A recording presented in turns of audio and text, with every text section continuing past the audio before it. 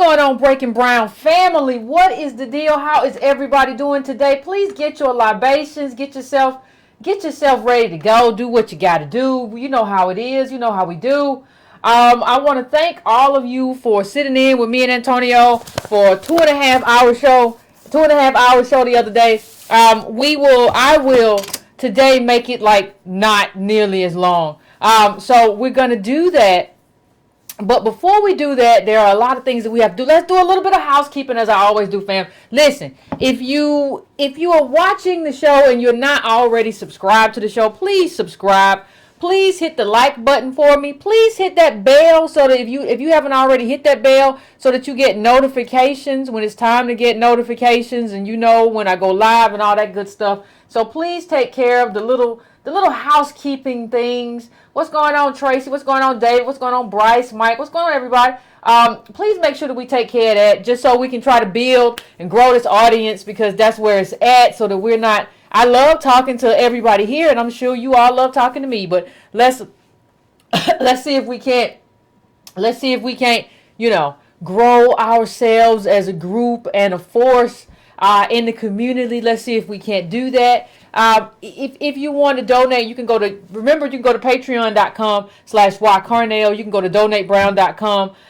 Go to subscribe to brown.com. Also, it's not a donation or anything like that, but what it allows you to do is just add your name to my mailing list. So if you want to do something and you're like, I don't have any money to support the show or whatever, go do that for me, please. And hit the notifications, please. And hit the like button, please. All of those things are perfectly free of charge.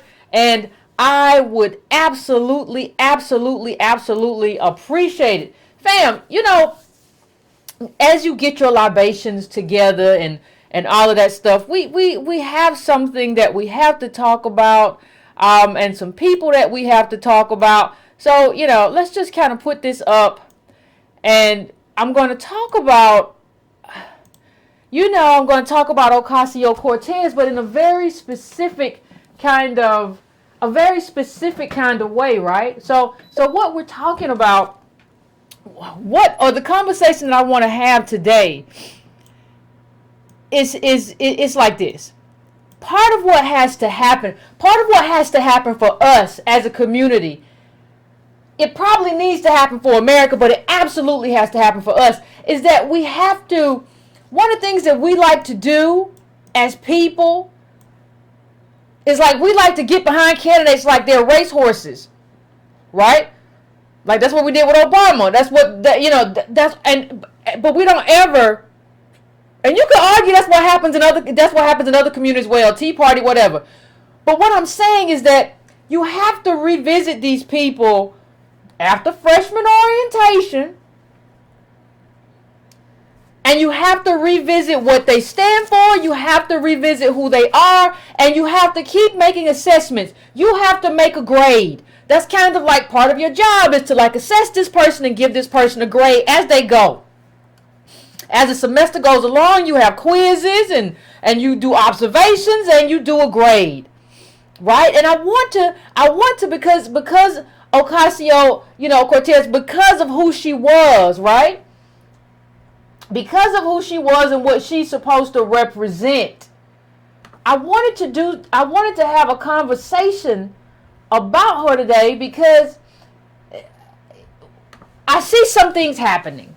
Well, what do you see happening? I see, it's almost like we have this kind of Obama phenomenon happening again. So you have this candidate, or now she's elected, and she just got through a freshman orientation and, and sharing all that on Instagram. And I see a bunch of leftists who are acting about her as liberals did about Barack Obama. Now, understand the similarities. Let's put this in context and try to understand a few similarities before we go all the way into it. One of the similarities is this. These people both came from, and I'm going to get into the meat of this in a minute, but they both came from, when I talk about Barack Obama and Ocasio Cortez, they came from with Ocasio Cortez, this really, really small district, right? That you say, I increased turnout by 68 or 69%. But you don't talk about how little this district is. that you use to do that. You don't have that conversation with people about how small that district is. Just like Barack Obama came from a state Senate seat, and he got his competition got knocked out, which is very interesting. The Republican competition, there was some kind of scandal with the divorce, and there was some kind of stuff about they were going to, the wife alleged that the husband, the Republican who was supposed to be his opponent, was going to sex things or parties. There's all kinds of weird stuff happened in that thing if you go back and look at it. So Barack Obama doesn't have any competition. He gets to the Senate, and then the next thing you know, he's up for president. What I'm telling you is that when things happen too fast, and you have people who go into uncharted and untested areas, it is going to be problematic just in general, just in that general sense of things. Especially if you don't know, if they're not anchored in the community that they come from. And we already went through this. If you all didn't see it, go to my Google. We already talked about how she wasn't anchored in that community. She's anchored in very middle class, in this like middle class life, and she moves that into like, I wore out my shoes, and you should be sorry that I wore out my shoes. Now before, and that means that I'm from here, and my thing was just organizing and get out the vote. Now before you say, well, Yvette, are you just hating on Ocasio Cortez? No. I'm not. There are some areas where we agree. But let me just say something. And I'm going to put this in the context of somebody else. Thank you, Ghanaian guys. Thank you, everybody who donates. I appreciate it. But I want to put this in the context of everything else. When you talk about her winning 100,000, when you talk about her winning 100,000, like mostly Latino votes, that's like one of my YouTube videos. Like when we have, the best YouTube video. And so when you look at like the results of that, you're looking at like my Jay-Z video in a sense, right? That's what you're looking at. You're looking at like the Jay-Z video I did got 100,000 clicks. That's what you're looking at. And this is a way for us to contextualize who she represented and what she represents. That is a way for us to contextualize that this person who is also in New York. New York is New York and California especially are two of the most left-leaning states in America. So you have a small group of people, a group of mostly Latinos that you represent in New York, and you have been elevated to this space of being like a leader within the Democratic Party based on that. Now understand one thing, you could not find not a DOS, not Barack Obama, but an American DOS. You could not find a Leroy Washington who could have run in something like that and who could have been elevated to that level. It just would not have happened. And what you see is that there is a rush to make her into a national voice, and where she represents and what she was able to do in that election is not something to build a national voice off of, and that's something that we should have learned from Barack Obama.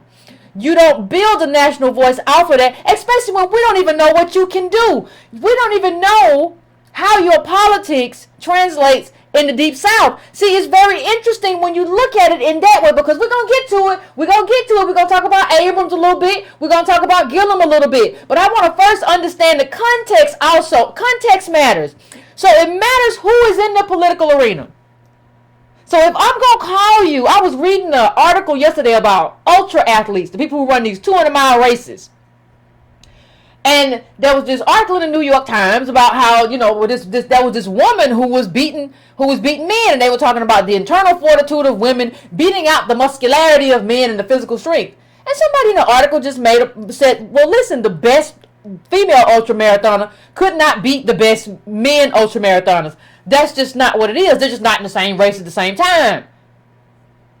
And so I thought about that in the context of this show.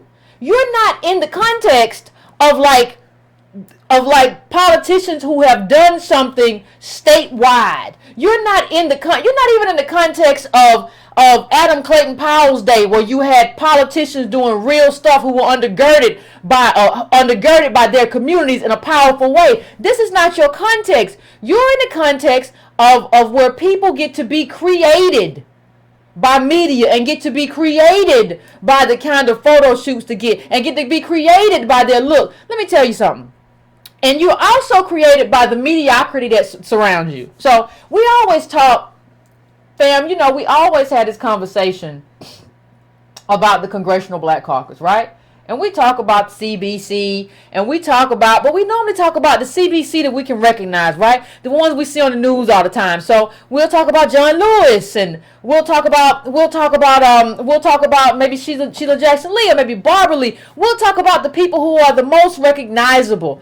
But what happens when we do that? And this goes to my mediocrity conversation in terms of why Ocasio Cortez has been elevated to such a level. It's not just her leftist politics. It's because she's been much bolder in terms of those leftist politics than our Congressional Black Caucus has been in terms of racialized politics. Well, what's a good example of that? Well, let's not hold up the people we normally hold up. Let's get all these people who are out here hiding in plain day and got a good job.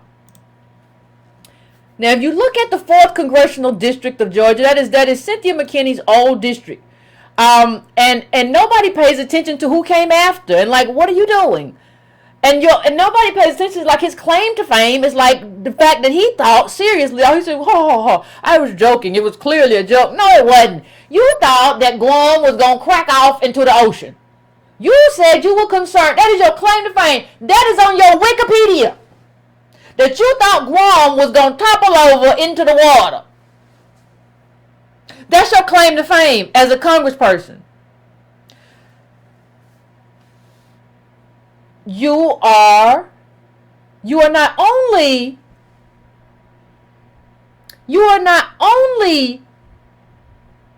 sort of mediocre in your thinking and your learning and your understanding, but even in terms of your advocacy. So what does he advocate? What is he trying to do? Well, I just go to Hank Johnson. Congressman Hank Johnson, what are you trying to do? 4th Congressional District of Georgia. The Trump administration is proposing radical changes to the public charge rule, making it more difficult for immigrants to obtain a green card if they use any of a wide range of public benefits. Oh, this is what we're using our Twitter to do. Now beware, Breaking Brown family, beware of the Me Too argument when they say, well, it's going to affect you too. Here we go with the second tweet. That was number 1. Simply put, this rule change will make our community sicker because families will fear to participate in Medicaid, could result in coverage losses throughout Georgia, decreased access to care, and worse health outcomes for the entire family, including U.S. citizen children. Now that was quite a little leap you did there. That was very interesting. I enjoyed it. The proposed public charge rule will increase hunger. Among who though? What are you talking about? Okay. Decreased participation among Georgia immigrant families in food assistance could lead to higher levels of poverty and food insecurity. Hold on. Let's keep going. Now we go. Now. When you read that, one of the things that you might think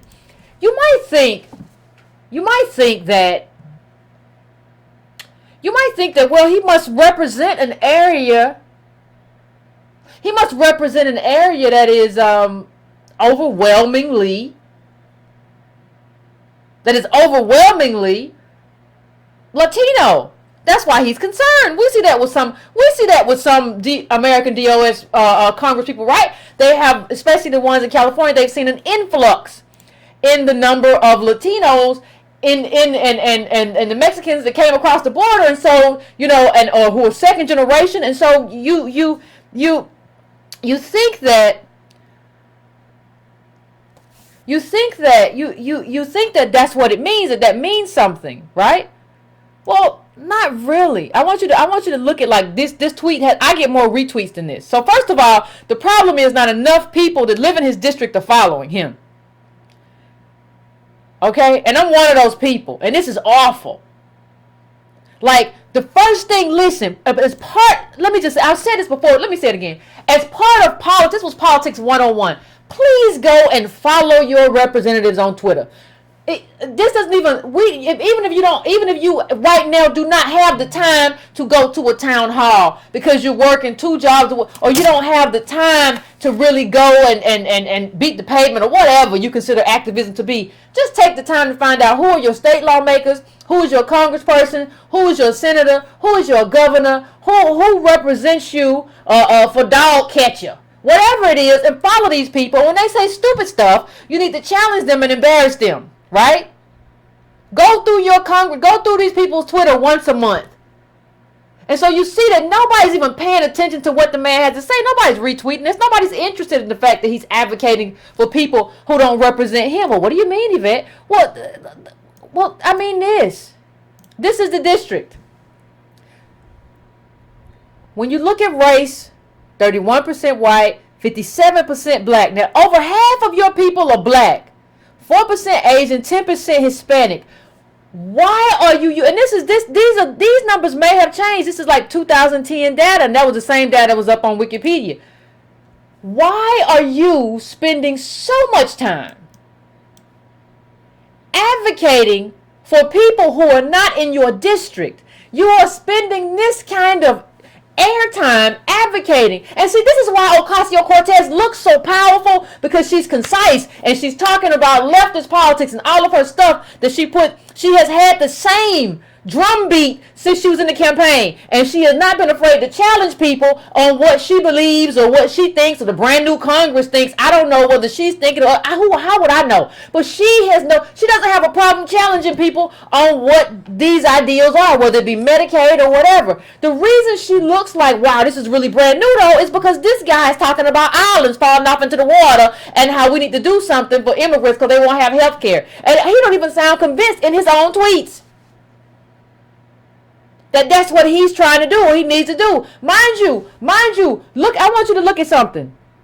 Mind you, look at, I'm going to bring this up real big. Look at the median household income in his district. It's $47,000. That doesn't say individual. Median household income is $47,000. And you're talking to me about immigrants having health care. You're talking to me about that.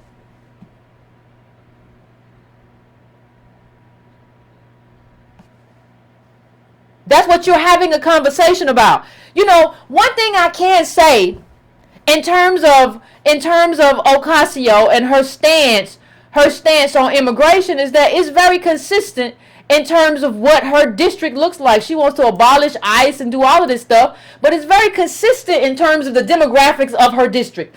What I want to know, first of all, is why we are not challenging. You, like I said, start right here. Start on your Twitter, right? Why we are not challenging our representatives to have a drumbeat. And people want to say to me all the time, well, Yvette, we don't ever talk about reparations because it's not popular. Don't you understand? If this is what your district looks like, your job is not to run a poll and say it's not popular, I'm going to do it. Your job is to get involved in the political imagination and convince people of why it needs to be done and what's possible. Your job is to get involved and let people know what that is. Your job is not to sit around and talk about stuff you don't know about, like islands capsizing.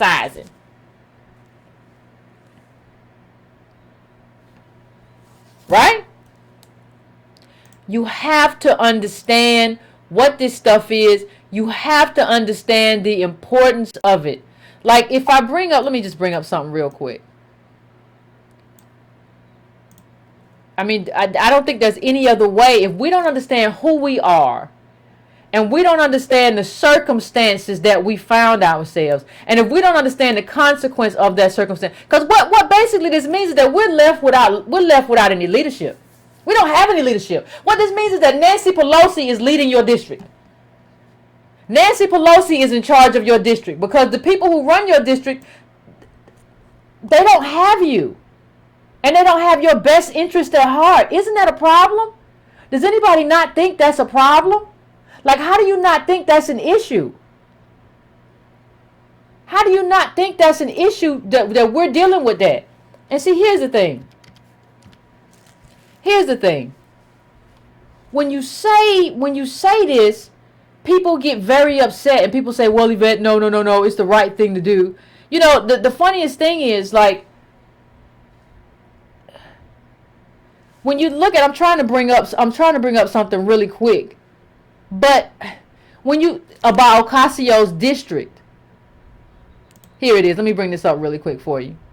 I didn't keep doing this. Let me bring this up really quick for you. And just keep this in context. Okay. Let me bring it up a little bit bigger. Now this is Ocasio Cortez's district. This is the district that she won, New York's 14th congressional whatever, right? Now we are 11% of her district, but she not tweeting about us. She not tweeting about we got to do something about reparations. We got to do something. The American blacks have become a caste. We got to do something about that. The Reconstruction was never finished, and we have to do something about that. We have to do something serious. We have to put some real policy on the table in terms of race in America and what race has done to American DOS. She's not. We are 11% of her district, but she is not tweeting about us. In Hank Johnson's district, Latinos, Hispanics, they are 10%, and he's tweeting about them nonstop, about immigrants. We have to understand. We have to understand self-interest. That's what you have to do. You have to be able to tell this man, why are you tweeting about this? I think I sent something this morning or something. Like, what are you doing? And if you keep doing this, we're coming for you and your job. We don't care. You don't get to just follow Nancy Pelosi around and do what you want to do. When you ran for this, you said you was representing us. We're over 50%. That's a tipping point. That means you really don't need nobody but us to come out. You need 50 plus 1, and that's us. You don't even have a challenger, Hank Johnson, when you run. It's solidly Democratic, and you's a Negro, and we come out and vote. No, ain't nobody doing that no more. These people need to start getting challenged when this is what they put up all these tweets about stuff. You just skating, and don't let your congressperson skate no more either. You don't get to just skate by and just do whatever the Democratic Party tells you to do without narrowing down the specific interest of your group. Nobody gets to skate anymore, especially when your group is on the bottom and dying and dropping fast. You don't get to skate and have a nice life. Screw you.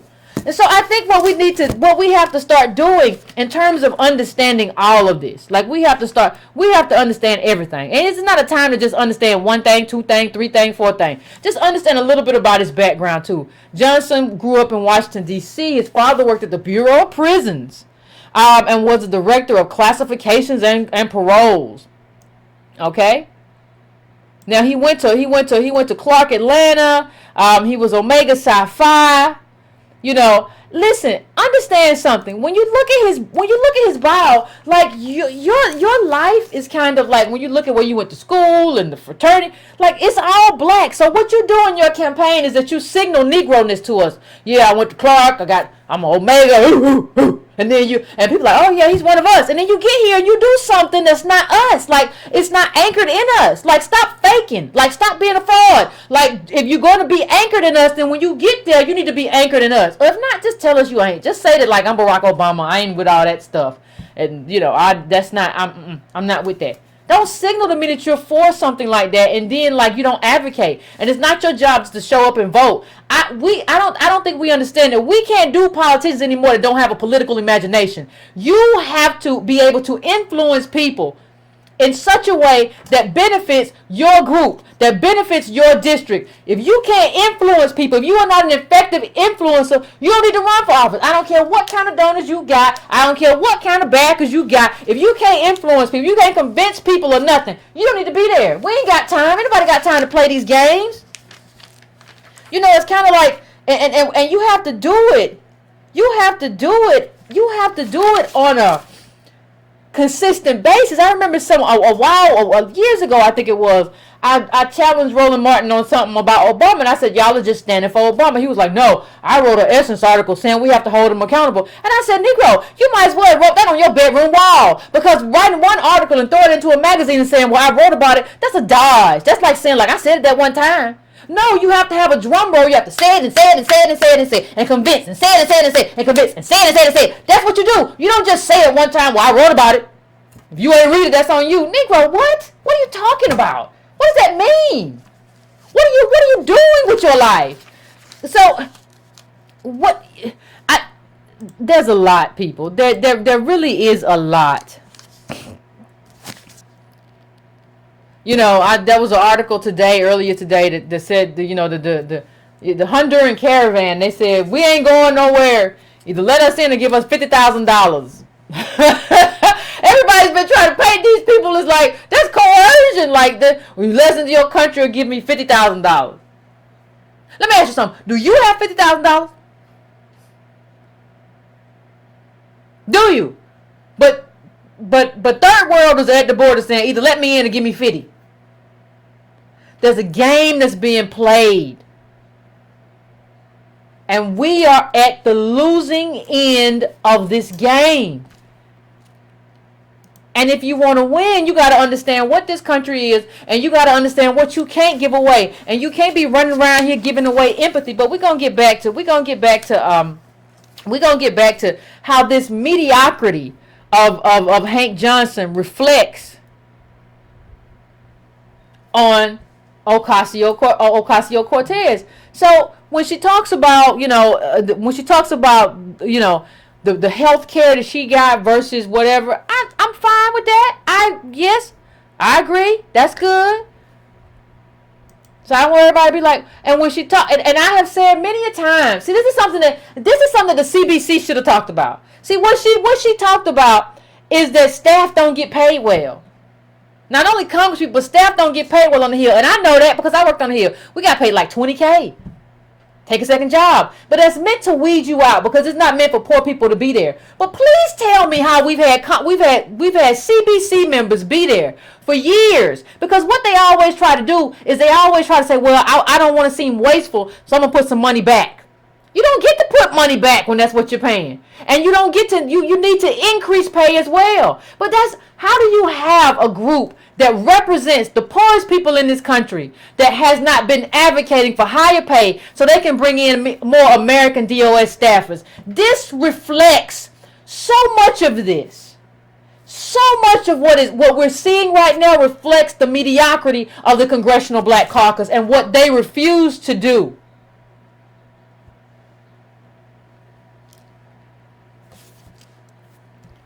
You got immigrants at the border, Honduran immigrants at the border saying, give me $50K or let me in. But we feel like it's too much money for us who built the bones and guts of this country to say, give us $500,000. These people ain't even here. They ain't even citizens with $50K. We'll go away, you give me 50. But we built this country and y'all telling me we can't ask for $500,000?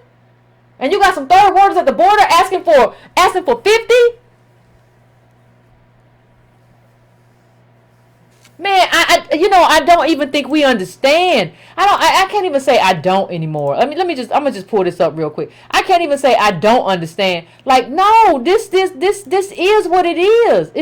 We are lost, and we better get it together. I got it together. I'm clear right now. I am very clear. I'm very clear on what's happening, what's going on. I'm very clear on the con that's being run. I'm very clear on how it's being run. I'm very clear on who is doing it. I'm clear on who is the king, who is the pawn. I'm clear on all of that. Are you clear? I'm just asking. And let me just bring this up really quick. Because you got to see this. I don't make this stuff up. I do not make it up.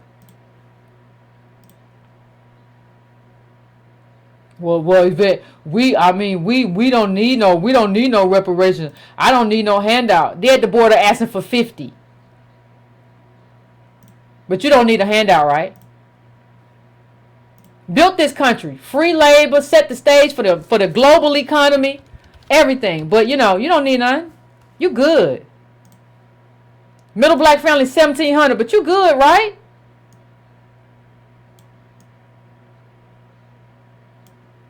And this is the article. It was from the Los Angeles Times.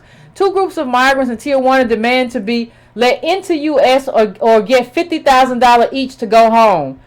Since when you need $50,000 to go home? You got here without $50,000.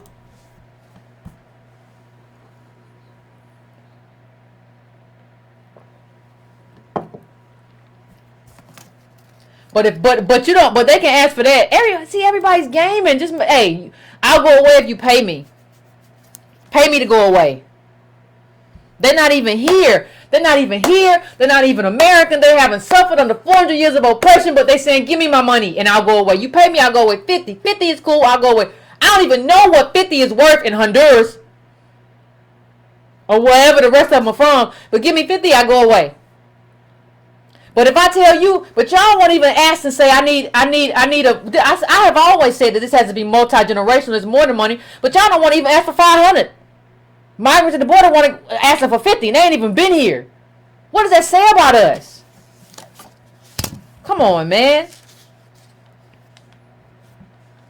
And we don't even talk, like the thing when we talk about Ocasio Cortez, one of the things that's so dramatic too is that we have never ever, when she wrote, it was very, when she talked about Amazon, it just struck me, right? That, and I agree about Amazon, but it struck me, there was a great article, I don't know if you all remember it, but there was a great article in the Washington Monthly that I put up a while back, and I shared a clip from it. It talked about how monopolies were part of the reason that black people had not been able to do business, because we had these monopolies that are basically shutting out white business, not just black business. So when it talked about the power of monopoly, right? So you don't even have members of the CBC talking about how monopolies shut out black business. You don't even have these so-called black business gurus who talk about that. They just tell you, start your fan, your wicker fan, and you're gonna make wicker tables. You like wicker tables? You're gonna make wicker tables and Christmas trees. And I believe you can make church fans and wicker tables and Christmas trees because it's a good idea. Who says that? Who tells people that's a good? What kind of business model? And I'ma support you, and I'ma share people your stuff. You don't even know enough to know what is a good business, and you don't even know enough to know like who sells church fans for 99 cents, for 15 or whatever. And like how they got a monopoly on the stuff that's used to make the church fan, and that's how you can't get in there. Just doing anything, just wild and reckless. We just doing anything. And we haven't said, listen, part of the problem with black business is that the first problem is lack of wealth. The second problem, though, even after you get after that, when we talk about the concentration of wealth isn't just in individual families, it's in businesses as well. So you see businesses that have all the money, and they are when you look at the fact, I think they said that most of us buy like beer from like 2 different companies. That's it. So when you look at the ability to compete, no, these people have consolidated resources and closed the gate. If we had smart business-minded people, then they would say, listen, break up monopolies to help black business owners get in that market. But they don't know enough to know it. It's running around saying you can sell wicker fans. I believe there's a market for wicker chairs and church fans. And I believe you can do it if you believe you can do it. Like, that's just how stuff, in your mind, that's just how stuff works. You believe you can do it, you can do it. If you believe it, yes, you can do it. Why I believe you too. Hallelujah. Church fan. That's not life. You have to advocate for stuff that matters. So part of the reason that she has ascended at this level is part of the failure of the Congressional Black Caucus. They just run around saying whatever the DNC says. And so when somebody says anything about monopolies that makes sense, this should have been said. We should have had a robust conversation about this. It's not like the data isn't out there. It's not like the information isn't there. We just got a bunch of lazy Negroes who represent us and don't want to do the work. Hey, I understand you got to campaign and get donations and get donors all the time. I get all of that, but you need to pay. You need to advocate to have your staff be paid more so that they can do what's necessary to inform you of what you need to know, and you need to get out front of it. Nobody's gonna be re-electing people who can't listen. All of you CBC members who are in a 50% or more black district, you good anyway. We ain't gonna be just showing up for the sake of showing up to you because you seen he Omega. You know, I pledged to in the summer of '84. Yeah, I did. I nobody care. That's not what's important no more. Yeah, yeah, I met him one time over there. He was out. I met him over there at the Piggly Wiggly. I did. I met him at JR Crickets. Yeah, you too. Yeah, he's like a good man. Don't nobody care. That's not what politics is based on. Whether or not somebody seemed nice or whatever. I don't know what everybody's doing. Y'all remember Ocasio Cortez and the shoes? We talked about that. We had that conversation about where the shoes came from. Y'all remember that conversation? The shoes came from a very expensive place. So I don't even think you're going to make it in terms of what is necessary. That's where the shoes came from. And see, that's the thing. I think that's the thing. We have to, like, the shoes came from people that make shoes for, like, nice white people. Nice white ladies with white feet. Like, that's what they're for. And, like, how did you even know where that store was? Like, you represent a district where the people got to stay in that district. They can't go nowhere else. So, like, normally if I was going to run for office tomorrow, I got a strong pair of Asics, or I got in the closet. That's what I wear. I don't know anything about these shoes that you got the hole in. I don't know nothing about them. I don't know where to find them at. That's some elite, listening to Becky and them talk, lets you know where to find them shoes at. And that's a problem. Like, we have to start finding people who are anchored in the community. And that's just what they do. And I think we're going to figure out very soon whether Ocasio Cortez is anchored in that community. Everything's all fun and games right now, but you're about to hit the pavement and we're going to see. We're making another assessment right now to try to figure this thing out. But you're going to see real soon where she's anchored and how she's anchored. I remember seeing a thing of Barack Obama. His shoes was woe out. Y'all got to stop basing stuff off people's shoes. Oh, expensive shoes. They wasn't no kind of boots or nothing. They was just shoes. Like, who wears them kind of shoes? Like, why don't you just get on a strong pair of Nikes? What were you doing? And let me just say something else. And I say this in terms of Obama, too. I don't mean no offense to nobody. But in the arena of politics, we have to stop judging people by their physical appearance. Now, I understand people say, well, something about her suit or whatever. But listen, I need you to ask yourself if you like her, if you like anybody, any candidate. This is not just about her. I need you to ask yourself, if she didn't look how she looks, would you still like her? If she was much darker skinned, if she wasn't white enough, the thing with Barack Obama, if he had looked like his Kenyan daddy, if he was a replica of his Kenyan daddy, would you like him? Would you have been like, yeah, that's the guy? Pull up a picture right now of Barack Obama's Kenyan daddy and ask yourself, if he looked like that, would you have liked him? And ask yourself if Ocasio Cortez is just white enough for you to like, or just light-skinned enough for you to like. And I say this as a light-skinned person. I understand what I'm saying, but I understand that colorism is real. And I'm asking you, would you like her? You can think about that in the context of me. Would you like me if I was dark? You got to get that straight. Would you like her if she was shaped like an upside-down triangle? I'm not trying to be mean. If she had a Bill Mirone body, would you like her? Would you still be a huge fan? If she was shaped like a soda can with bumps, would you like her?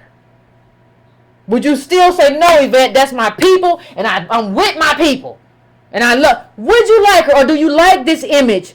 Do you like the eyes? No, you gotta ask yourself whether or not you're engaging in some type of body shaming. Whether you're engaging in body shaming, whether you're engaging in some type of colorism. You gotta ask yourself what you're doing.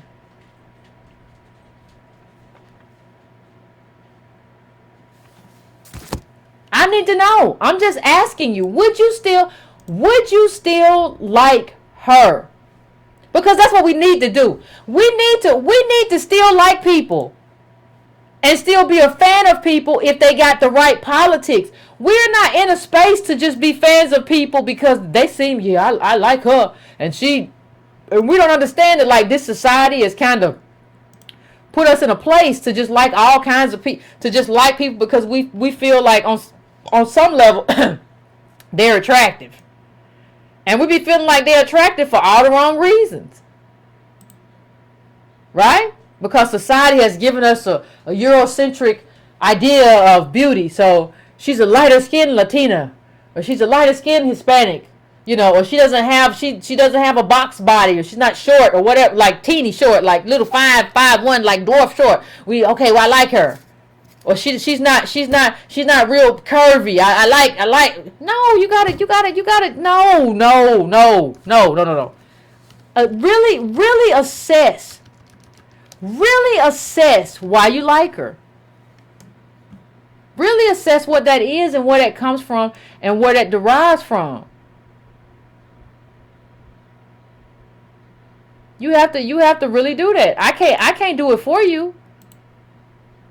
I can't do it for you. Only you can know why you like her. I can't do it. But you have to figure that out, because if you don't figure it out, we all suffer. And we believe that we really like this person. I remember when Obama, everybody was talking about he got swag. I don't care. Obama, like, I will elect a little bitty man who's crunched over and thrown off to the side or whatever. If I don't care, he could be a little white man. If he said, I'm in favor of reparations and I'm gonna fight for it and I got this, okay, little bitty crunched over. We're gonna get this thing popping. You need some help to the car? We're gonna get this thing. You just gotta last long enough. If you last long enough, we'll be in there. That's all. I just need you to. We got to get this stuff out of our system. We have got to get this stuff out of our system in terms of how we judge people and all that stuff. And this is where she got this is like the price. This is where she got these shoes.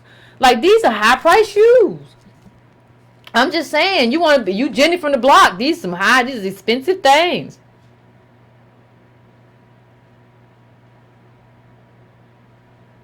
They have stores that sell the shoes that you have. This is in Beverly Hills. Where you get these shoes from? I don't understand how you say you represent. You represent like these poor people, and like this store in Beverly Hills sells your shoes, Ocasio Cortez. Like, I feel uneasy. I understand. I'm not being mean, but I feel very uneasy. I feel very, very, very uneasy. That's in Beverly Hills, and they sell these shoes. Same kind of shoes you got that you say you wore out. That is really something. I feel very, very, very uneasy. I feel very uneasy about it. I'm just trying to tell you. And before we end that show, let me just say something. I said something a second ago. I said, let me bring this back up, because I want to see if I can find it. Because I want to remind everyone of what I just said. I said that Ocasio Cortez, when you look at, like, that's 100,000. Understand that. That's a YouTube video. Now, this is the Florida governor's race. These are the numbers. You see millions in there, right? Okay. Now this is Brian Kemp and Stacey Abrams.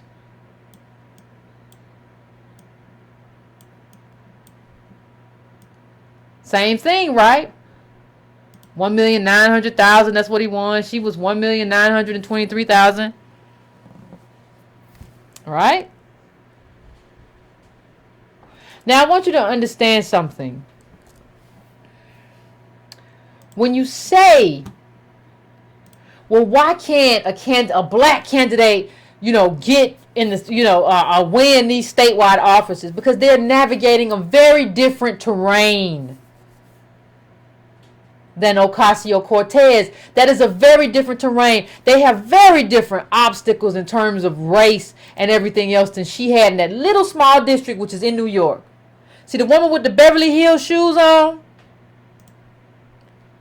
who wants to talk about how the shoes wore out, these little Beverly Hills shoes, they was meant to wear out because they weren't built to be doing what you was doing with them in the first place. But the woman who wants to say that, the woman who wants with these little shoes on, right? She hasn't done or had to deal with what Gillum or Abrams dealt with in a statewide election. And that's why their politics are different. And that's why she's able to go as far to the left as she goes and do what she does and navigate the way she navigates and be as bold. She's not as constrained, and there's fewer people, 100,000 or so, and a majority Latino or whatever, versus Abrams in Georgia, which is Ku Klux country, I can tell you from living here, and Gillum, which is a state with a hodgepodge of mess. It's Southern, it's Cuban, it's white, it's everything mashed up into one. So, like, if you haven't had to navigate that, you can do a lot of stuff. Because being able to navigate statewide and having this little small district where you're sure you're going to win again is very easy. But I wouldn't be so quick to make her into a star because she's saying and doing the right things, according to you. So, I want to say something else. Listen, I want to say this. Be wary of people who are all things to all people. Because I remember, because you know why I remember? Because it just happened like last week. So I put this up on Instagram. So we had Mark Lamont Hill just lose his CNN job, and he kept his job at Temple after he kind of apologized and said it didn't mean what you thought it meant. Now, calm down. And you're talking about how you Jewish and you lighting the menorah, you lighting the candles, and you doing a lot of stuff, and then you also talking about how you say when you wear braids you Afro Latina, and that's what you are. And I want you to understand one thing: somebody who is everything is nothing. Somebody who is everything is nothing. If you are all races, then you are no race at all. Fight me. If you are all races, you are no. That's to say, how is that different than saying what Clinton said in terms of we all mixed, ain't we? We all mixed. We all came from Africa. That's what they found. As if our lineage doesn't relate to an accrued disadvantage among our group. But here's what she said, because I like to play what people say in their own words. Sometimes that's the most damning thing you can ever do. Before everyone jumps on me, I guess she said say on me. Yes, culture isn't DNA, but Puerto Rican is to be the descendant of African Moors and slaves, Taino Indians, Spanish colonizers, Jewish refugees, and likely others. We are all of these things and something else all at once. We are Boricua. Yeah, about that.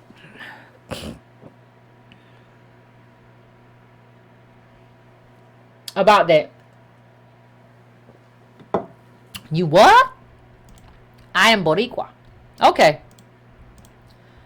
Anybody who is all things to all people is nothing to no one. You are nothing to anyone. You cannot be all things to all people. It is not possible. It is not beneficial. It is not a good thing. It is not anything. And I found this quote. And that's her, and she says, and it said something. It was like a African. When I wear a braid, it is to honor the African indigenous heritage that is part of being Puerto Rican. My family is Afro-Latino. The Afro-Latino, the Jewish.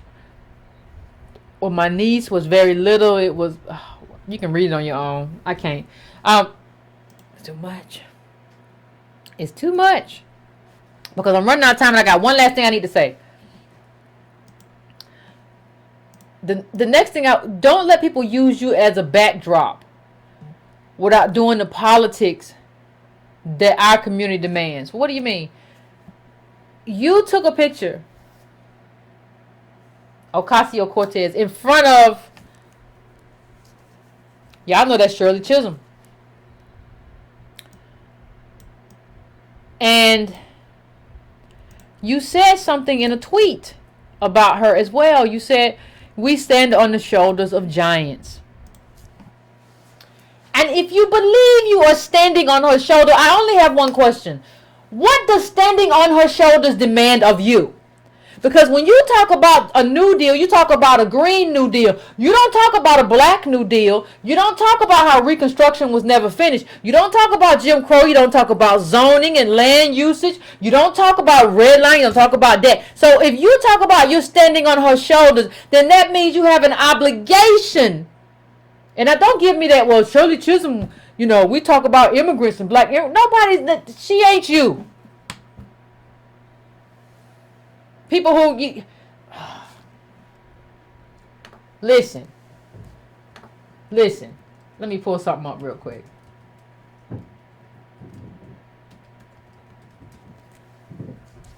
I don't think we understand. I don't think we understand that when you look at the people who have stood for us, right?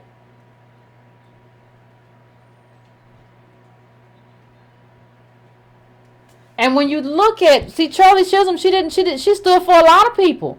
She didn't just stand up for DOS, she stood for, but you got to understand what the numbers look like.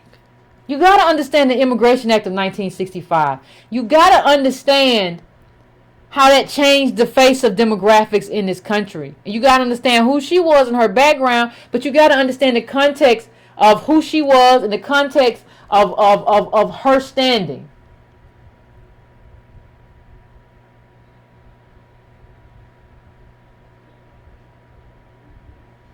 You got to understand that. And there's some good quotes about that. There's some good quotes about that, but the numbers are very different. But the thing is, if you want to stand, because people love to be like, well, you know, she was and she stood for it, and you don't understand. No, I do understand. Like, just go look it up. Just go look up the numbers and see how different. Just go look up the chart I put in a while ago. And nobody's saying, see, the thing is, the left is playing games. The left is playing games. Because the left is playing a very childish game. Because nobody has ever said there shouldn't be immigration to America. Nobody has said that. What we have said, or what at least I have said, is I want the left to tell me what those numbers should look like. Tell me who should get in and what's the criteria, and then we can talk about it. But you can't, every time I say, well, there has to be a criteria, well, you're just a racist. What? You say what? No, I think most immigrants will even say there needs to be some kind of. Let's decide what that criteria is and what the numbers are going to be. Because America has allowed in more migrants than any other country in the world. Go look at the UN report. Go look at it. It's us. So we have to decide what that looks like and what our justice claim is. Nobody is saying, what we're saying is that we're anti-open borders. But these people lived in a very different time with far lower immigration. Even the immigrants. So what I'm saying is that, but if you want to stand on the shoulders of these people, you have to be very clear on what you owe this group. And I don't think we've been very clear on what is owed to us as a group. You can't just use us as this kind of backdrop for your life. You can't do that. That's not fair to us. You have to really get into who you are, who we are, and like the debts that are owed and all of that. So I'm coming up to an hour. Oh, I always talk too much. Anyway, so I'm gonna break as usual, and then we'll come back and we will get to the phones and we'll have a conversation about CBC and Ocasio Cortez and what's expected of her and what's expected of your politician, what we're gonna do and how we're gonna move forward. We got no choice but to do it. So give me like 45 minutes, fam, and I'll be right back.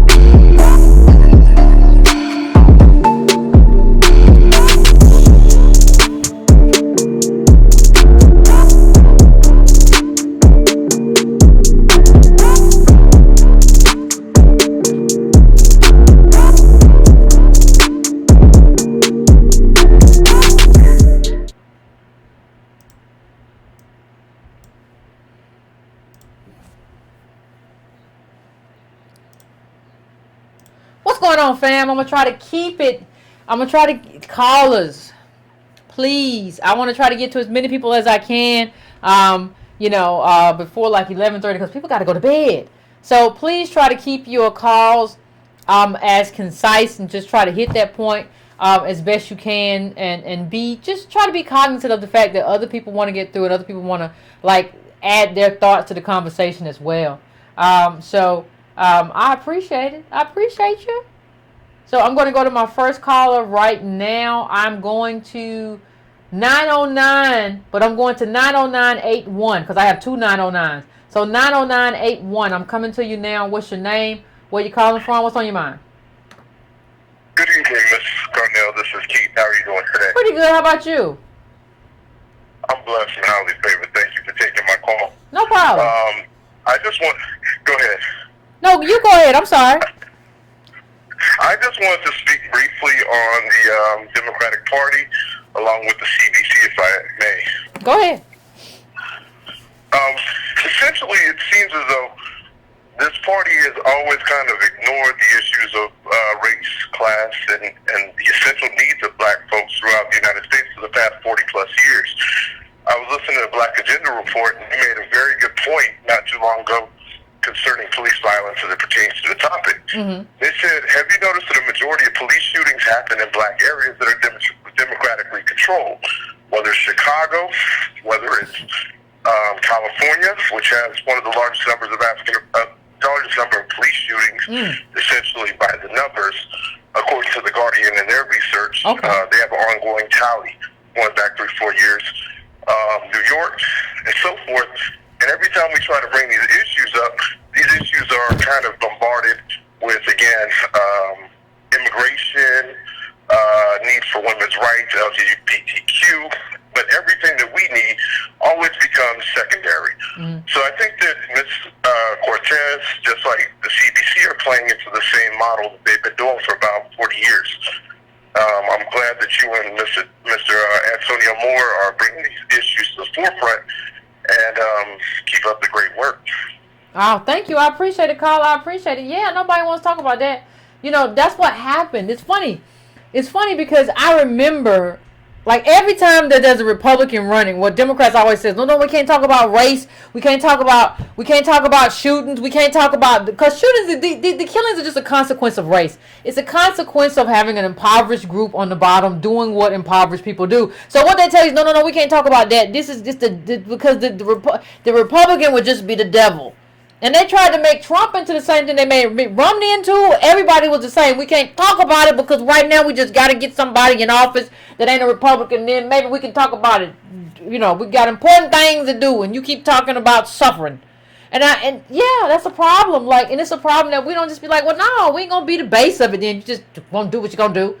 But we have to do it as a block. We can't do it as like individuals who decide to just be sitting stuff out. If we're gonna do that, it has to be done as a block. But yeah, like Chicago and all that stuff, and you know, Rahm Emanuel, who isn't going to be there, but it's just anymore. I mean, it's just like, don't you understand? Like, stop. Like, I would actually stop, like, looking at people that way. Just, like, look at them. Like, just take the D off their name and then think about what you think of them. Just give it a little time. So, I am going to 973. What's your name? Where you calling from? What's on your mind? Hey, what's going on, Yvette? This call up out of New Jersey. It's real fast. There's some things that you said I wanted to touch on. Okay. You talked about solutions. You know, Democratic candidates. You said something about Democratic candidates who run unopposed for like strange reasons. The opponent has some kind of legal issue. Yeah. That's something to watch out for because that's something that gave us Cory Booker.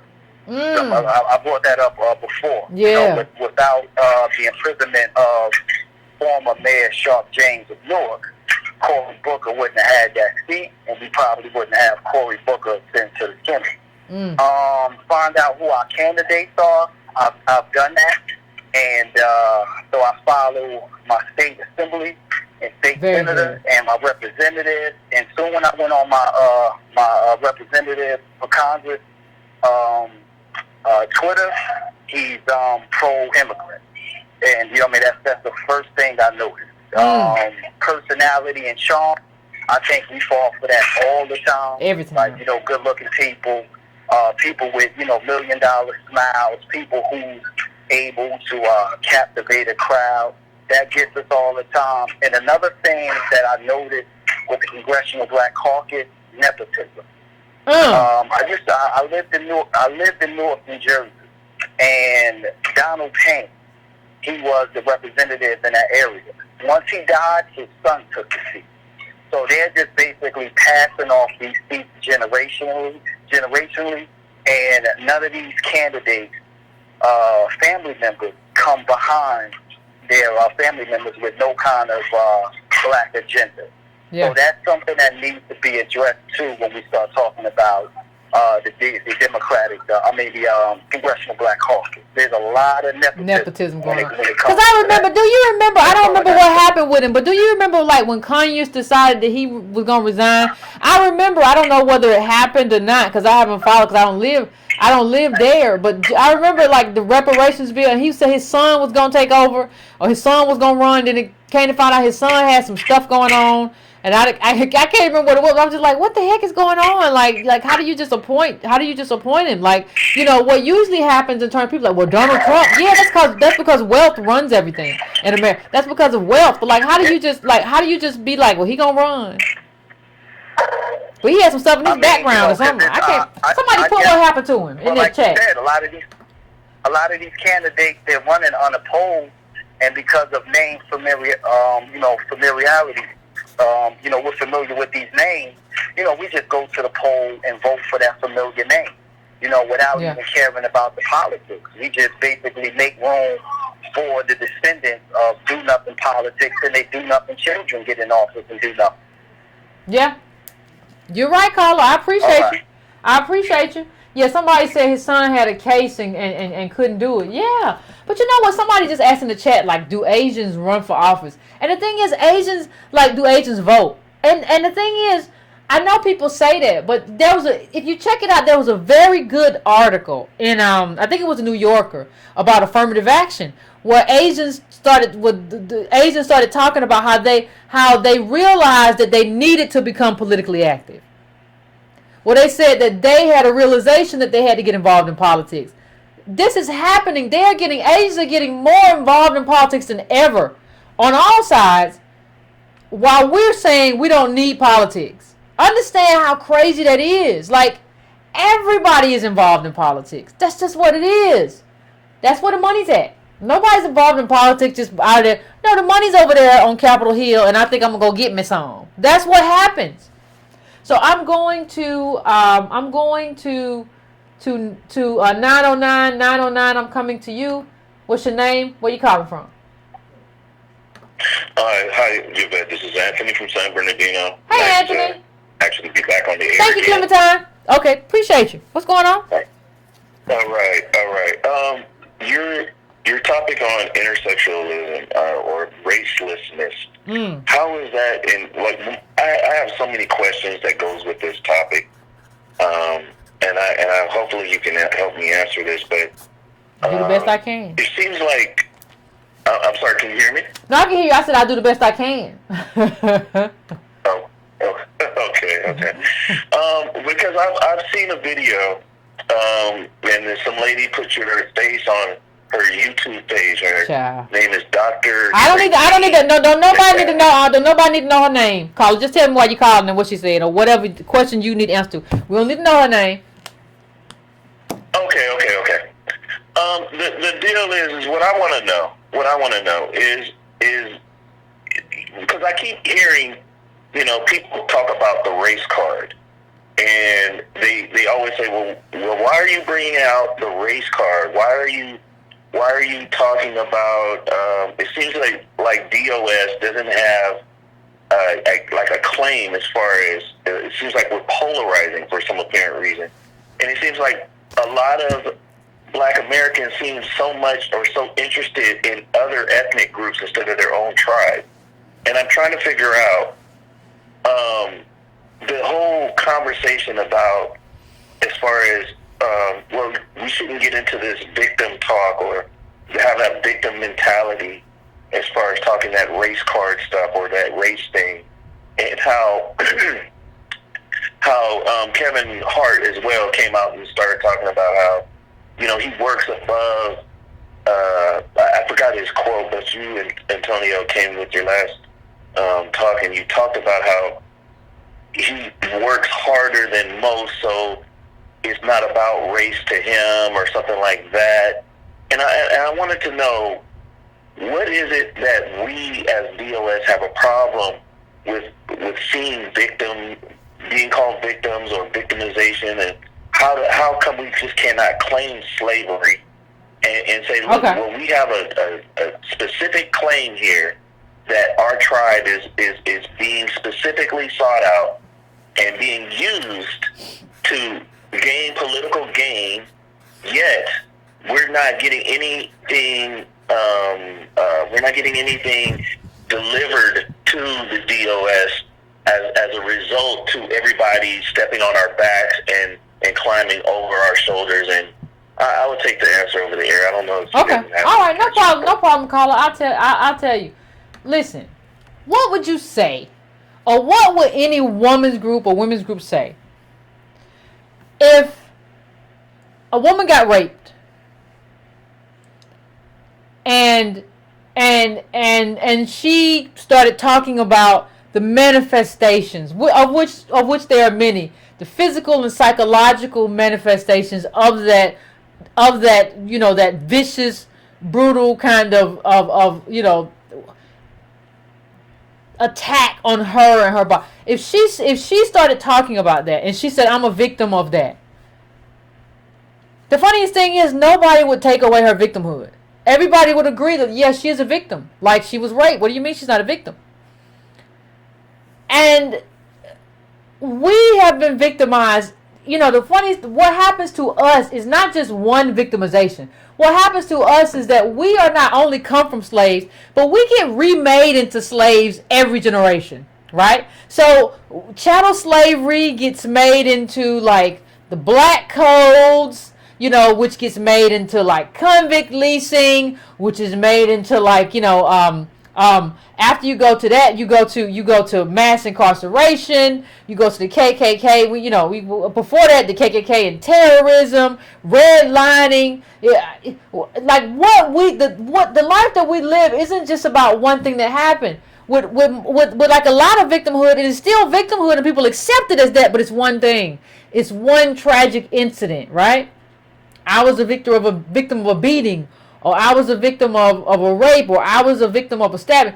Still one tragic incident. But we get generationally, we get made into slaves over and over again, basically. And we're the first ones to be like, I'm not a victim. Well, why do you think you're only worth $1,700 in the richest country in the world if you're not a victim? Why? And so we don't really understand it because we haven't really had the data before. So people have been able to lie to us and dance around, and so we feel like we're worth a lot of money. But when you see the real numbers and you understand what regular Americans have in terms of the median wealth of like white America and worth, or the median worth for us, and you understand, wait a minute, we really are victims. And you look at the incarceration rate of overwhelmingly black men, and you say, wait a minute, how is this like?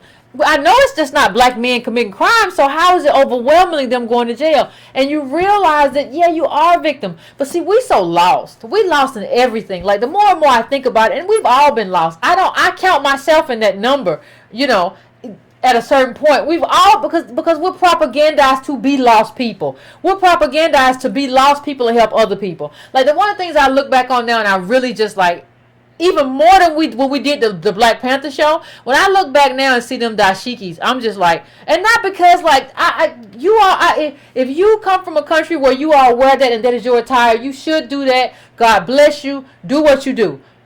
That is not who we are. Like, why are we going to try to fit into places that we don't fit into, being people, and you don't even know, like, remember the Nigerian slave trade? So what if you're wearing the costume of somebody who sold you? You don't know what those patterns mean, what those colors mean, which countries have which dashikis. You don't know anything. You just know you don't want to be American black. You just know you don't want to be a descendant of a slave. And that's a problem. Because you are abdicating something that is so important. Slaves built this country. You don't need to run away from that. You need to run to it. So I think we have kind of talked about slave in the wrong way, Carla, in terms of how we've done it. In terms of like, this is some awful thing. Nah, we built this country. Like, slaves built this country, and slaves built the global economy, really.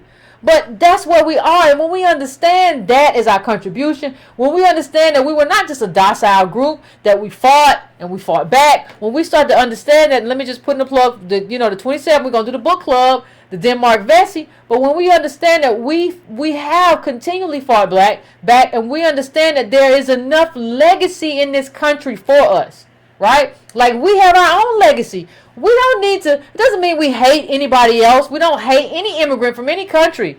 Any other, we don't have to hate African immigrants. But I'm saying that, like, we have enough of our own heritage and of our own legacy to be a proud of. We don't need to go and borrow that from anybody. We don't need to go and borrow nobody else's legacy. When we talk about Denmark Vesey, and we talk about, when you look in that book, what they talk about, what the author talks about, is a rebellion that he organized as a free man who had had a lottery ticket to gain his freedom, right?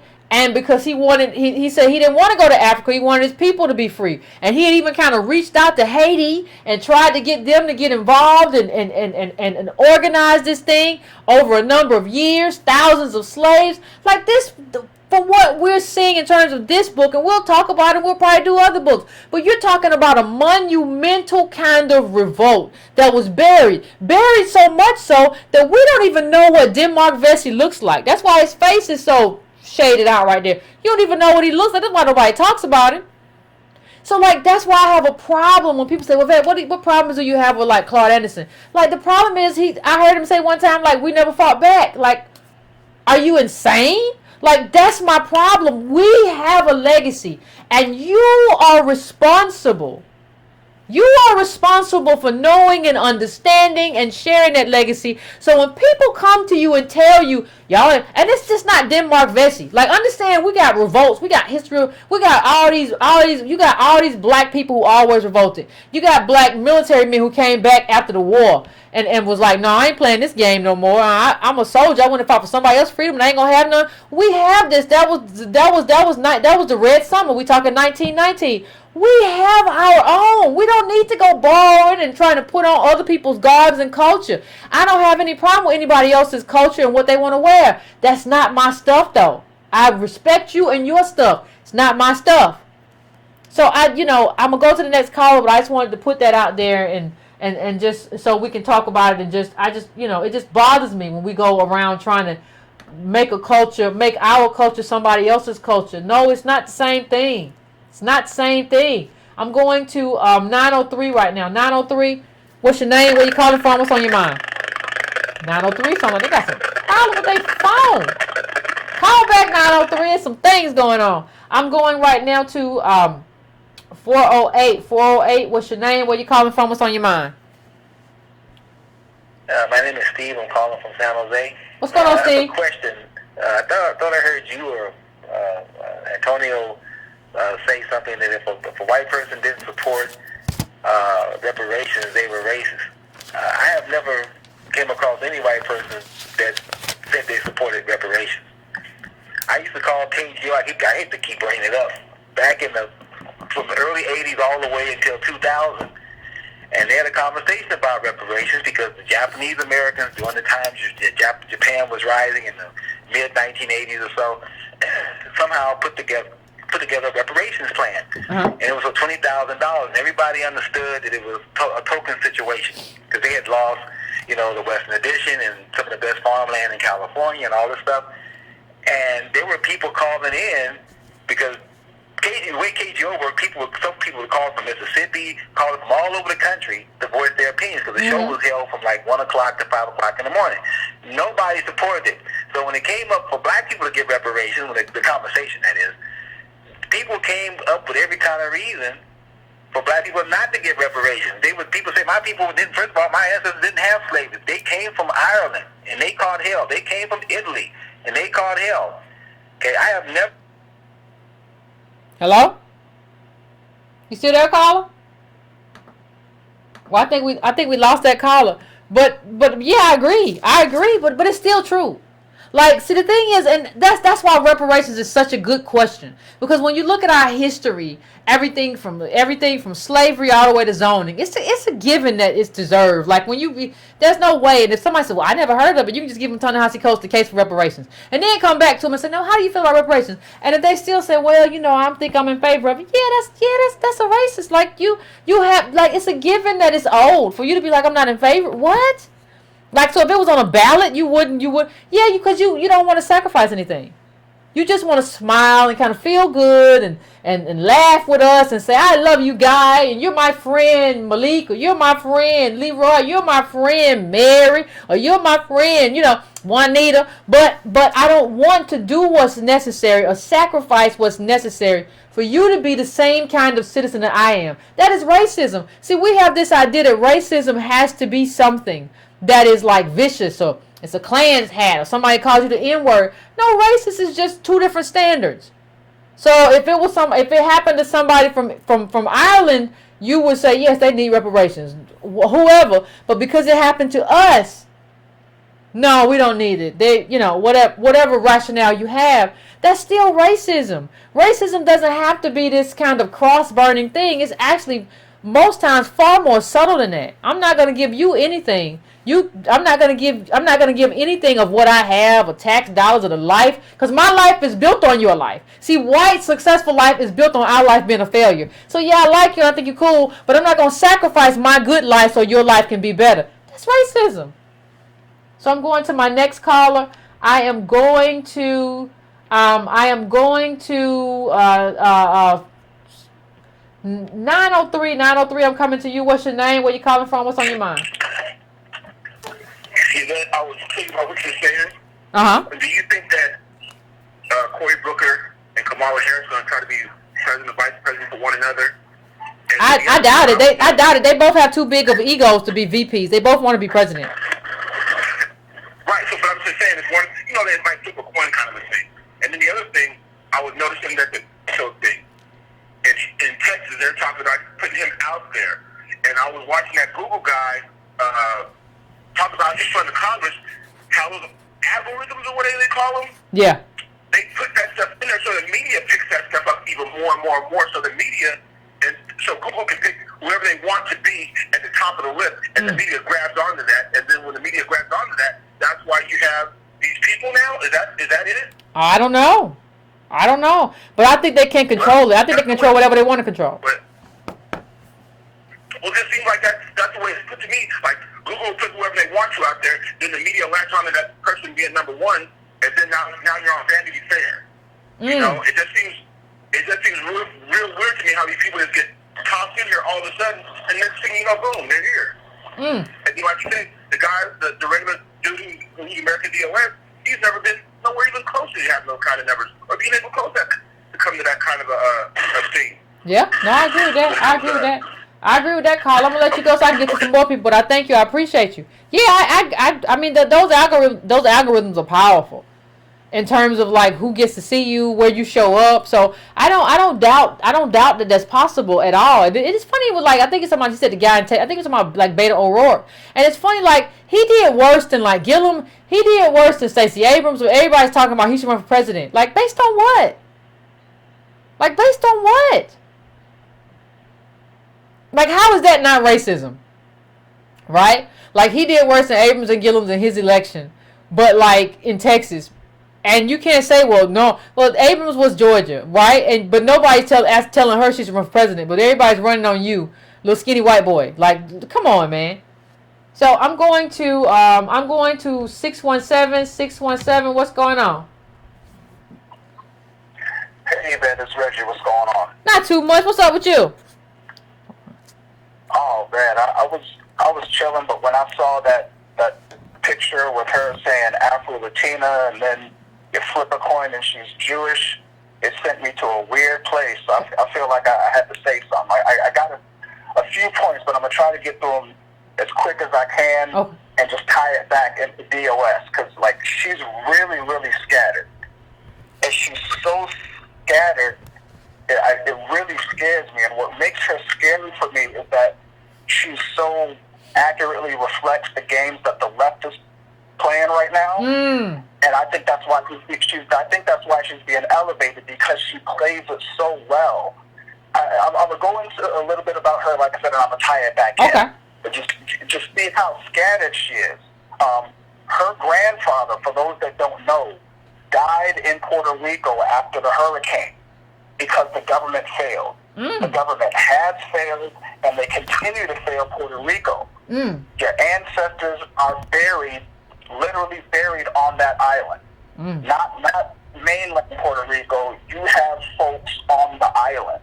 So the fact that this isn't explicitly at the top of her agenda, like given her specific set of recent circumstances, I think that's odd, and I feel like I gotta watch you.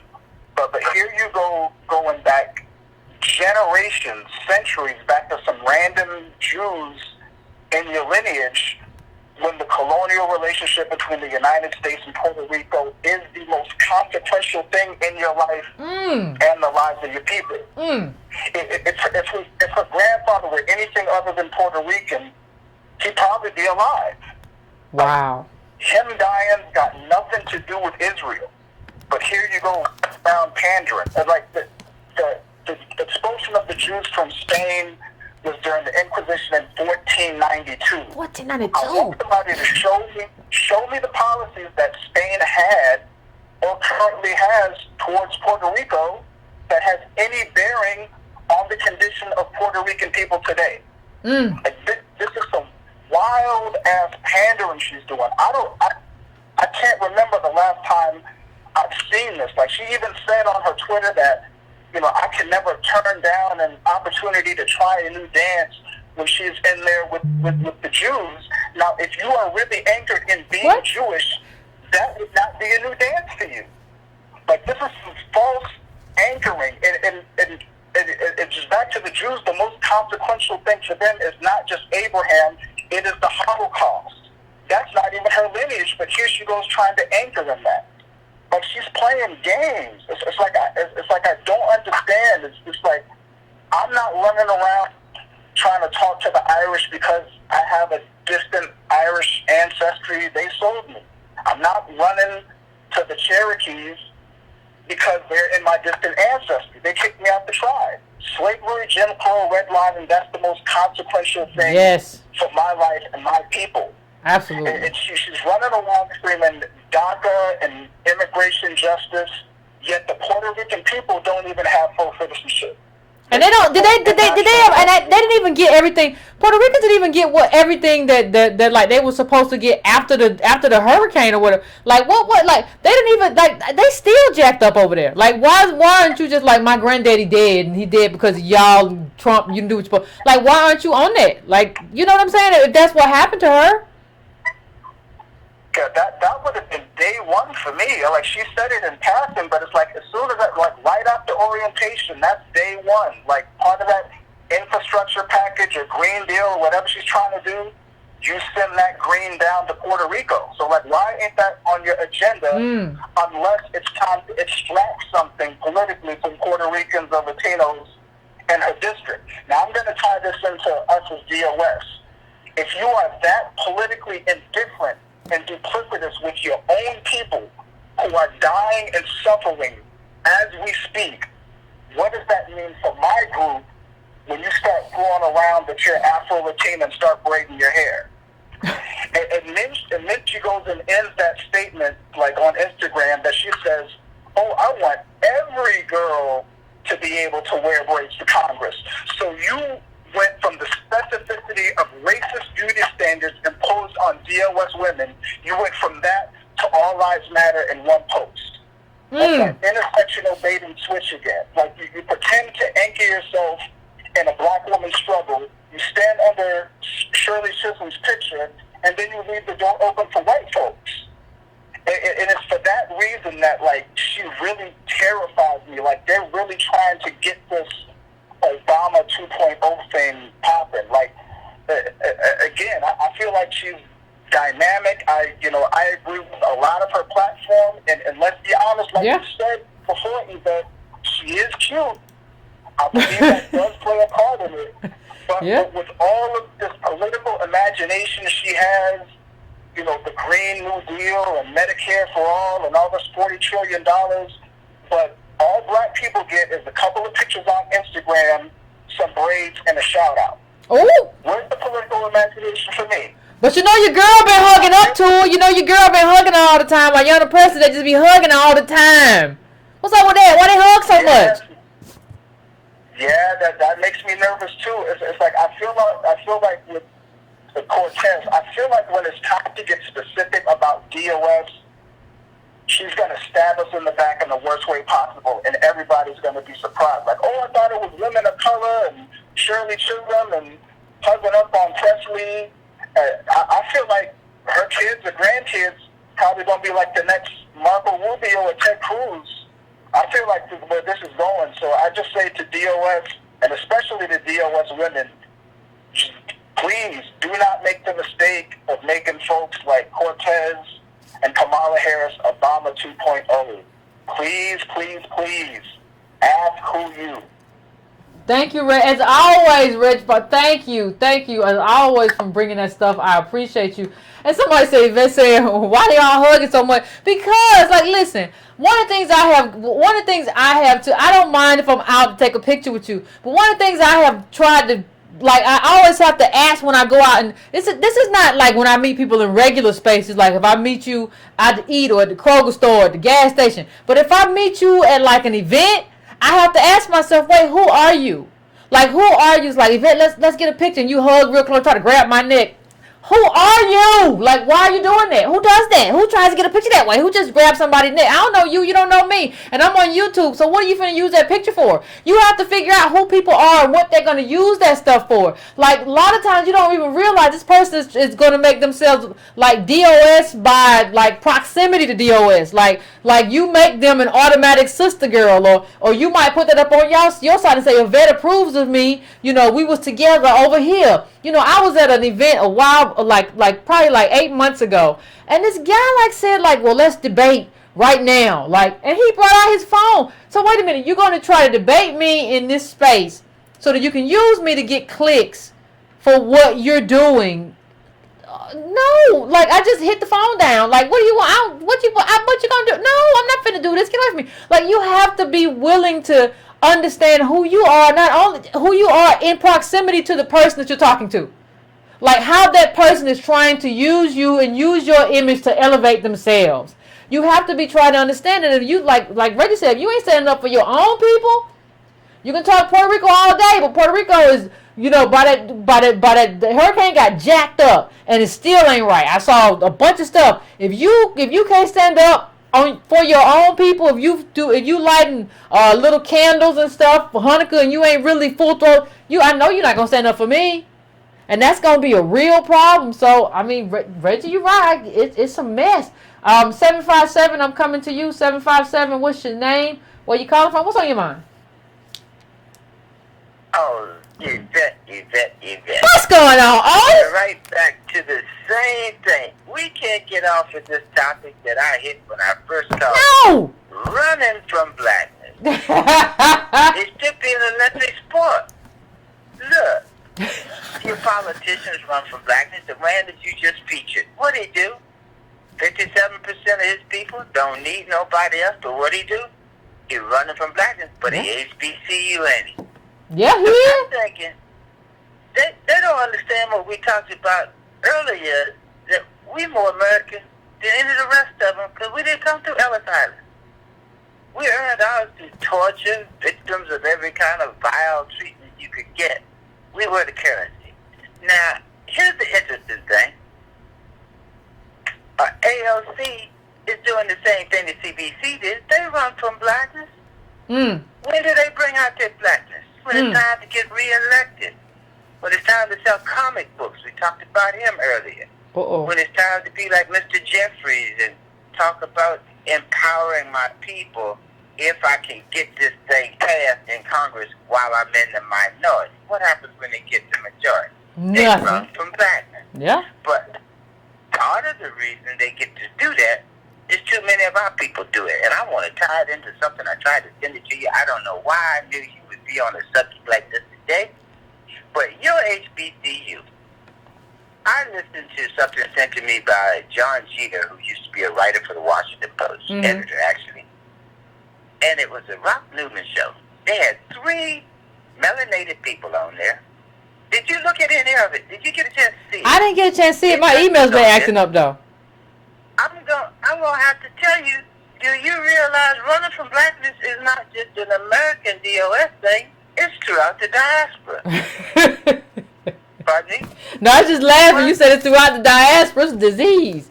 Look, the lady gave me in about 5 minutes a total history about the island of Haiti and the Dominican Republic and how the Dominican Republic is actually trying to do the same thing that Trump is doing to these minorities, trying to deport all of the Haitians that are born in the Dominican Republic and have citizenship. Mm-hmm. Getting rid of them because they don't want to be, quote, black.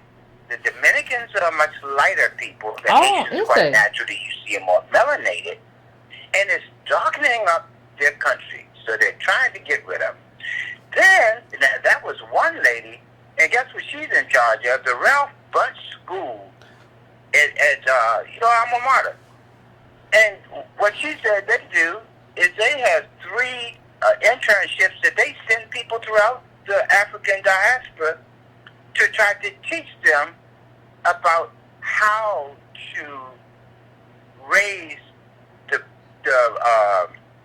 black people throughout the diaspora. Now, this is Howard University sending people off to Dominican Republic, Brazil, Cuba, Colombia, and all these other do places what? trying to uplift the black minority. Oh, girl, I'm trying to tell you. I was hoping you got a chance to see this before tonight because I knew you might throw it in the clip.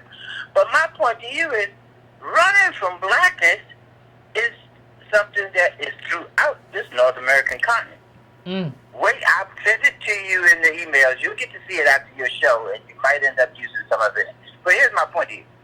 They don't understand that vibranium is actually our lineage.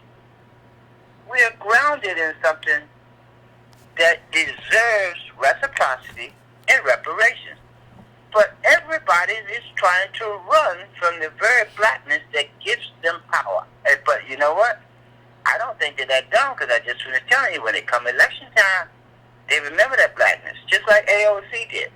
Mm. She used all that stuff with Shirley Chisholm and all of that. Then she threw the Jewish thing in there, like my man Reggie was just talking about. But she still weaves all that blackness through. They're talking about how she Puerto Rican and the Afro-Latino thing there. The only 2 people that I know of that are Latino that actually stand behind blackness is your guy Caesar. Yeah, Caesar stands up for it, yeah, regularly. And Roberto Clemente. Yeah. But now I want to tell you something else because you always hit on this with the census. The other black gentleman on there said something that blew my mind. Guess what his job was? What? He is the first Afro-Latino to actually be a consultant for the U.S. Census. So it's going to be very important for you to go back and watch this because I don't want to eat up all the rest of the time. I want some other people to get in. But you go look at that Rock Newman video that I sent you, and he will explain to you how, guess what? What? Even the Hispanics here have been running from blackness because Hispanic is ethnicity. So in the census, even the black Hispanics put down Hispanics, so they're not even counted as black like us, but they're getting all of the amenities that go with blackness. So they're running from blackness is something that you've been used against us. I'm going to give you some numbers. What he said was from 2000 to 2010, the Latinos went up from 12 million to 16 million. That's a 4 million gain in 10 years. God That's dog. what he said it was for black Americans, DOS. Something like 12.3 million, to 12.6. So that's how Latinos jumped ahead of us. But here's the interesting thing. He said it on the show. They have no idea of the 16 million Latinos, how many of them are actually black. Because what we talk about, they'll cross that color line on you in a minute. They'll swoop right on in and be what? And then he said something else. Same thing with the Saudis and the rest of them. Even though they are melanated, by definition, in the census, they white. So I'm going to let you go on that because I'm telling you, when you get that, I think you're going to come back with a bomb. That might have to be a show, Otis. That might have to be a show on its own. You cannot outrun blackness. You might as well embrace it. That is the vibranium. Stop running from blackness. You ain't going to get me to disagree. As always, Otis, I appreciate you for calling in because you always drop that knowledge. Ooh, I love the regular callers who drop it. I am going right now to 404. 404, what's your name? Where you calling from? What's on your mind? Hi, Yvette. Hey. My name's Kim. I'm calling from the Atlanta area. Okay. So I had a thought, and I wanted your opinion on it. Okay. I read the article, one of the articles that was in the newsletter. Thank you for subscribing to the newsletter. Oh, yes, it's great. Thank you. So it was talking about the left's position on immigration. Uh-huh. And one of the points in it was that whatever the right does, the left does opposite. So I thought about this in context of elections because I noticed here in the Atlanta area, when it was time for local elections, people to go to the state senate, etc., the same people that have been in office 20 years, 25 years, got reelected, even though there were viable candidates that ran against them. So my thought was, are we being anti-populist because the right is being populist? And I don't know, what are your thoughts on that? Well, you know what? I don't know. I think there is some of that, right? I mean, but I think I don't know if it was us in terms of DOS, but I think with the whole Bernie thing, I think the left really got kind of populist. But I do think that we tend to be very reflexive in our politics. Meaning whatever the right does, we just decide we want to do the opposite. So if the right says close the border, we say open it wide all the way up. You're racist. And we don't think of like, well, what do we want? Like, what do we want? Immigration is something that every country has to deal with. You have to decide who's going to immigrate here, what's going to be the criteria, how many we're going to have. We have to decide that. It's not a solution to just say no because the right views it as something they want to do. So I don't know if we are necessarily being anti-populist because the right is being populist because Bernie happened and I think enough people on the left got involved. I don't know if I can say that, but I do. But a lot of us voted for Hillary Clinton. So I wonder if like the reason that we went for Hillary Clinton because Bernie Sanders hasn't always been open borders. That's some recent stuff that he's been talking about. He used to talk very differently. So I wonder if us choosing Hillary Clinton had to do with like us just doing the opposite because we have a tendency to be very reflexive. And one of the things, and I appreciate that, caller, because one of the things I really would like people to do is just kind of get along with themselves and stop thinking about what the right does and don't even think about what the left does. Just think about yourself. If you were emperor, not even president, but if you were emperor for a day, like how would you build a country up? Like, what would you want it to look like in terms of American DOS and in terms of the other people? Like, how would you want this country to look? And then, you can jot it down for yourself. Do a little journal. I love journals. I journal every morning. But do a little journal for yourself or draw your little maps and figure out, like, what you want to see. And then, like, kind of build on that as opposed to just, like, reflexively, like, going for or against. Just decide, like, this is my group. How do I want America to look in the context of my group and my group's positionality, and kind of build it out for yourself in, like, this space, and go from there, as opposed to, like, having these people kind of, don't be a wind-up doll where people just wind you up and throw you out and you just go, like, that's a problem. So Carla, I do agree that the reflexivity, like, that is really a problem in my community. Like, that, I really believe that. And we're prone to be very establishment when really we can't afford, like, the politics of the establishment, because it's not transformative. So I agree with you on that. But go ahead, I'm going to let you finish if you have anything else to say. I'm sorry. Oh, that was it. I just, okay. To me, I see it more on the local level, but I see your point at the national level. It's different, but on the local level, I feel like it is just intensely establishment where people can't get in the door. You can't do anything different. It's really hard to change. So, thank you. No, appreciate you, Carl. Thank you for calling in. And just, I want to say one other thing. Understand one thing, people. Like, when she says on the local level, understand that on the local level is zoning. So if you ask why you want to pay attention to the local level, like, zoning is the local level. Like, that defines, like, that defines land ownership in your community. So, like, that's kind of a big deal. And that's how we've been locked out for a very long time in terms of redlining is zoning. So pay particular attention to that in terms of moving forward. I'm going to take what's probably going to be my last caller, unless you really bad next caller. Not to, but I'm going to take my last caller. I'm going to go to 210. 210. What is your name? Where you calling from? What's on your mind?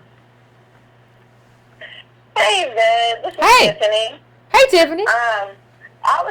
I was thinking about a couple of shows ago. You actually said something about it's lonely, like, and just being awake and just realizing what's going on, and you really can't talk to your family. You really can't talk to your friends, and especially in a situation where I'm in.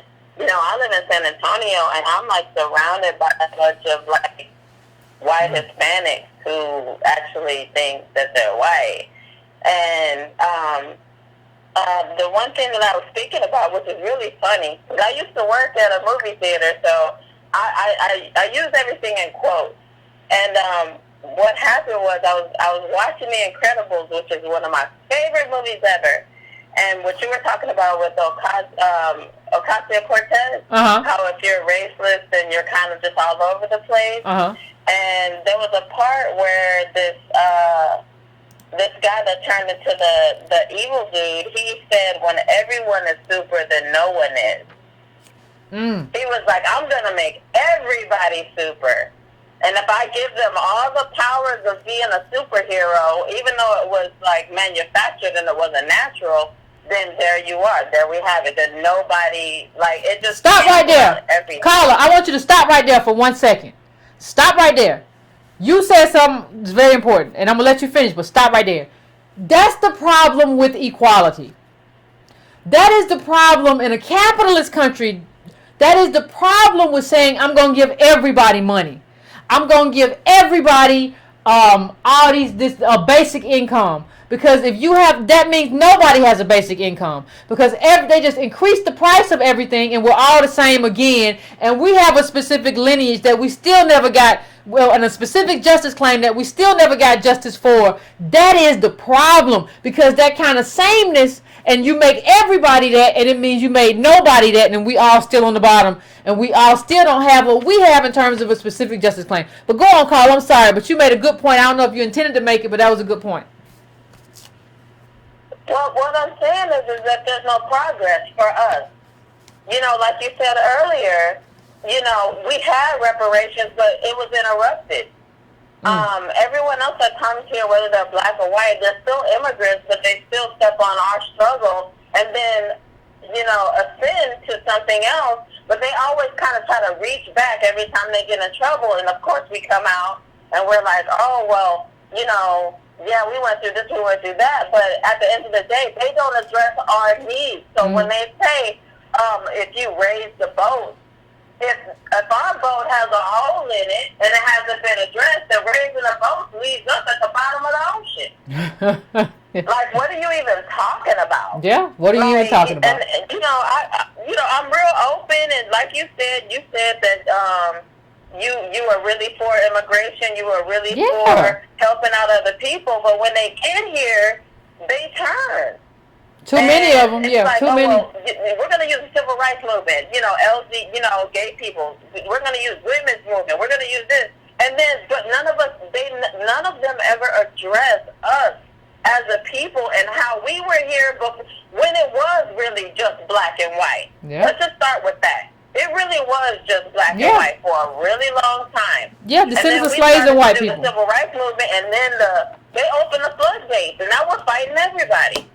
Yeah, and nobody appreciates the fact that, like, well, I can't say nobody because we have allies, and part of what I know comes from allies, so I can't say that. Well, I mean, in general, as a group. Yeah, but it's just like, but no, you're right, and the thing is, allies understand what I'm saying. Like the thing is, we have too many people who, when they get in the room with white people, right, they'll be like, well, we're not like those other blacks. You know, we're appreciative and we work hard. What you mean we didn't? Like, the fact we work so hard that you're here. That's how hard we work. And you're going to get in this space and say what you say. And I think that's what we're pushing against. Like, you are not an ally. And see, the thing is, we can't even regulate, because immigration levels are so high, we can't even regulate people when they come in to kind of make sure that they get assimilated right. Like, because it's too much.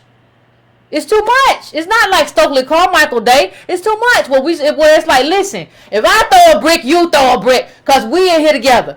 I can't, they knew, like, I got to be with these Negroes because that's where I'm at. These are my people. It's so many people immigrating now that they can be apart from us and still be successful and not necessarily have to be anchored in our struggle. That is a problem. Yeah, it is. You can't benefit from the struggle and not be anchored in it. You know, you can't come here and eat the fruit but not have to pay the price of the struggle. No, that's a problem. Everybody got to pay. Yeah, but that's the thing. They've always not been, they've never been held to account for that. Like, for instance, like, after slavery, during slavery, black people had all the skills. You can't even dispute that. We had all the skills. And once they entered slavery, what did they do? They opened Ellis Island. They was like, give me your stick, give me your... So, if you can't even say that they brought their best. They said, we need more white people in this country because we're not going to pay these Negroes for nothing, because you know what? Number one, they're less than human, and they're illiterate. When the majority of the people in this country were illiterate white people, but they joined in these unions and pushed us out. And generation after generation, I think you said before, it takes a certain amount of, I think you said 3 generations to to build a career. And actually pass it down. Yeah.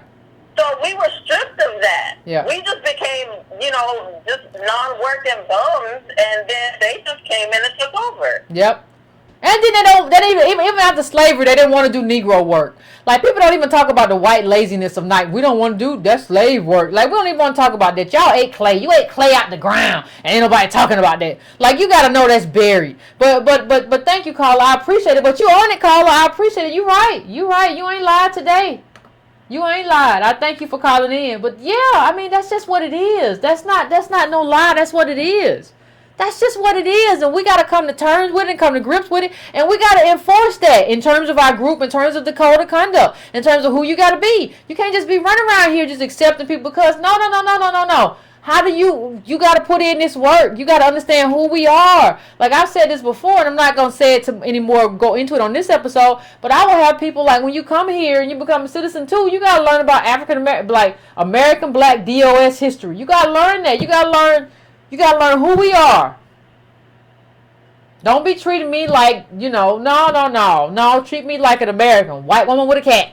That's what it is. So and I'm talking about in terms of the esteem. Like, you just got here. You don't get to just treat me like, well, we all, no, bones buried. I would never go nowhere else to be like, we all the same. We good. We all the same. Because we got melanin together. We got nappy hair. You see, I got nappy hair too. No, you got bones buried here. Your people, your whole history, colonial, colonization here and everything that happened. Like, tell me about it. Let me sit here and figure this out and learn from you.